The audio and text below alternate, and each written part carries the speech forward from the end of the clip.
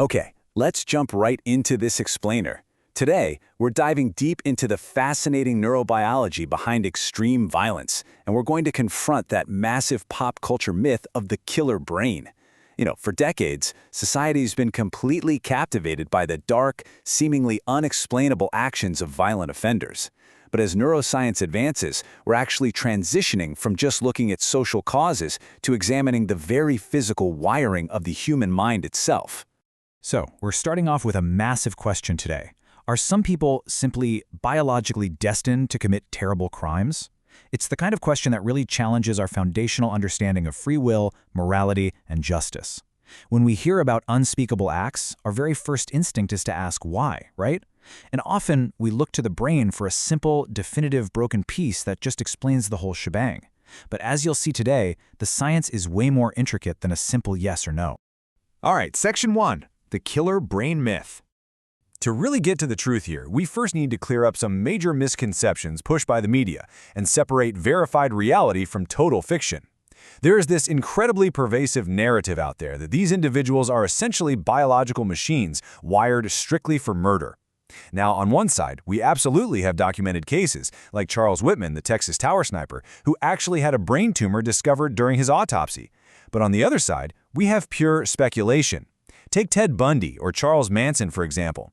Despite countless theories about their neurobiology floating around, there are absolutely zero structural brain scans, fMRIs, or autopsies indicating structural brain abnormalities for them. None. Claims that Bundy had a hypoactive amygdala are purely theoretical reconstructions, not established facts. Moving on to Section 2, Decoding the Amygdala. Let's look at the biological prime suspect that almost always gets blamed for aggression. It's a tiny structure deep in the medial temporal lobes called the amygdala. The absolutely crucial point here is that your amygdala is your body's environmental threat detector. It's highly sensitive to uncertain, ambiguous dangers in your surroundings. For instance, it displays a massive spike in functional activation in response to a fearful or sad face, because that signals an unknown threat nearby. Interestingly, though, it doesn't show that same spike for a direct angry face, because an angry face is a certain, unambiguous threat. The amygdala's main job is to resolve ambiguity and trigger vigilance. And what this brilliantly illustrates is that the amygdala doesn't just act alone. It's a critical hub within the human brain's incredibly complex frontotemporal limbic circuit. Think of it like a giant network balancing threat detection with top-down cognitive control. When the chemical and structural balance of this intricate network gets disrupted, whether that's by trauma, tumors, or developmental issues, a person's capacity to suppress aggressive impulses and properly represent negative social cues can be severely compromised. Which brings us to Section 3, the counter-witness, known as Patient S. Now, just as you might be thinking a damaged amygdala automatically equals a violent criminal, let me introduce you to a neurological counter-witness whose case completely turns the killer brain hypothesis on its head. Patient SM is an American woman suffering from Urbach-Wiethe disease.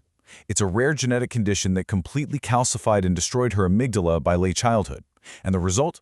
She is entirely unafraid of the outside world. Researchers have tried literally everything to scare her. They showed her the absolute scariest horror films, took her to a haunted house where actors jumped out at her, and even had her handle live venomous snakes and tarantulas. Her fear rating remained a flat 0. She displayed absolutely no avoidance, just this really unsafe curiosity. But researchers actually did finally find something that triggered panic in SM, and it brilliantly illustrates the amygdala's true role. When researchers asked her to breathe in carbon dioxide, which safely simulates the internal feeling of suffocation, she felt severe panic. This proved to be a massive neuroscientific breakthrough. It showed the amygdala isn't the sole generator of the conscious feeling of fear. It is strictly the detector for external environmental threats. Internal physiological threats? They bypass the amygdala entirely. Honestly, this completely shatters the myth. Severe amygdala damage didn't manufacture a cold-blooded predator here. Actually, scratch that, it's worse. In SM's case, it tragically created a highly vulnerable victim. Because she literally cannot detect external danger or notice when other people are afraid, she has repeatedly been put in harm's way. A missing amygdala doesn't make you a killer. It strips you of the evolutionary alarm system that keeps you safe. Let's move to Section 4, the evidence room. Okay, so let's look at the hard statistical data linking brain structure to homicide, because while a missing amygdala doesn't cause violence, structural variations in this region are undeniably linked to certain criminal behaviors. A really fascinating brain imaging study by researcher Adrian Rain revealed a striking anatomical correlation. They found that proactive murderers, so those who methodically and cold-bloodedly plan out their crimes, had a 14.3% smaller bilateral amygdala volume compared to reactive, impulsive offenders. This physical shrinkage in specific nuclei is closely tied to psychopathic traits, like a severe lack of empathy and a total failure to learn from negative consequences. However, interpreting this data requires extreme caution. We have to carefully remember that these structural differences act only as probabilistic risk factors. They are not a definitive crystal ball that dictates criminal behavior. Brain imaging provides statistical group trends, meaning it indicates a correlation, not a direct cause. To put that into perspective, there are plenty of people walking around today with smaller than average amygdalas who will never, ever commit a crime in their entire lives. Next up, Section 5, Tumors, Trauma, and Violence. So let's apply this science to some documented, real-world forensic cases involving severe physical trauma. How does acquired brain damage actually manifest in human behavior? Well, when we compare these cases, we can clearly see that brain damage yields vastly different outcomes depending on the individual, the specific location of the injury, and their unique psychology. Whitman experienced emotional volatility from a tumor, Ramirez suffered childhood trauma leading to epilepsy and impulse discontrol, and SM, with her calcified amygdala, experienced total extrapersonal fearlessness. That's 3 distinct neurological events, resulting in 3 completely different behavioral outcomes. Let's take a closer look at Charles Whitman, the Texas Tower sniper. His autopsy revealed a glioblastoma, a highly malignant tumor about the size of a nickel, compressing his right amygdala and lateral hypothalamus. This localized trauma offers a highly plausible biological mechanism for his explosive reactive violence. However, scientists note that his cognitive planning networks remained perfectly intact. We know this because of the highly methodical way he purchased weapons and bypassed security. The tumor likely hijacked his emotional regulation, sure, but it didn't erase his executive planning. Now let's explore the case of Richard Ramirez, the Night Stalker. Here we see a truly tragic timeline of severe early childhood brain trauma. At just age 2, a heavy wooden dresser fell directly onto his head, knocking him out cold. Then, at age 5, he was struck in the face by a park swing, losing consciousness yet again.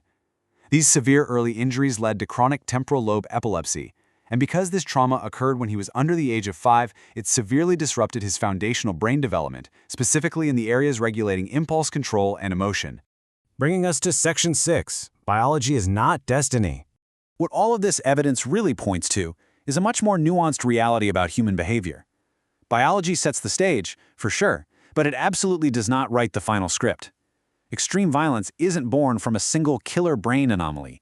Rather, it's a catastrophic intersection of multiple factors. It almost always starts with biological vulnerabilities or childhood brain trauma, but then it collides with severe psychosocial stressors, like the physical abuse Whitman suffered or the highly toxic environment Ramirez grew up in. Ultimately, this compounds into severe personality dysfunction. It is the lethal combination of a vulnerable brain and a damaging environment that creates the perfect storm. Finally, Section 7, Rethinking Criminal Responsibility. This brings us to a highly complex intersection of neuroscience and the justice system. If we acknowledge that structural differences and brain trauma can severely impair a person's impulse control, how does that change the way we view guilt? As functional MRI technology advances, and we can literally see the structural deficits in areas like the amygdala and prefrontal cortex, courts are increasingly forced to grapple with a massive ethical dilemma. Should structural brain abnormalities that diminish impulse control actually alter how we judge a criminal's moral responsibility? If an offender has a 14% smaller amygdala and a history of childhood brain trauma, are they fully culpable for a violent outburst? The science is providing the evidence, but the legal system is still desperately trying to figure out how to weigh it. I want to leave you with this incredibly profound question today. As we continue to decode the neurobiology of extreme violence, how must society adapt its definition of justice? We've seen today that the whole killer brain thing is a myth, replaced by a much more complex web of vulnerabilities, trauma, and environment. Science is clearly showing us that behavior isn't always purely volitional. So, when the biological machinery of the mind breaks down, where exactly does the broken brain end and the responsible human begin?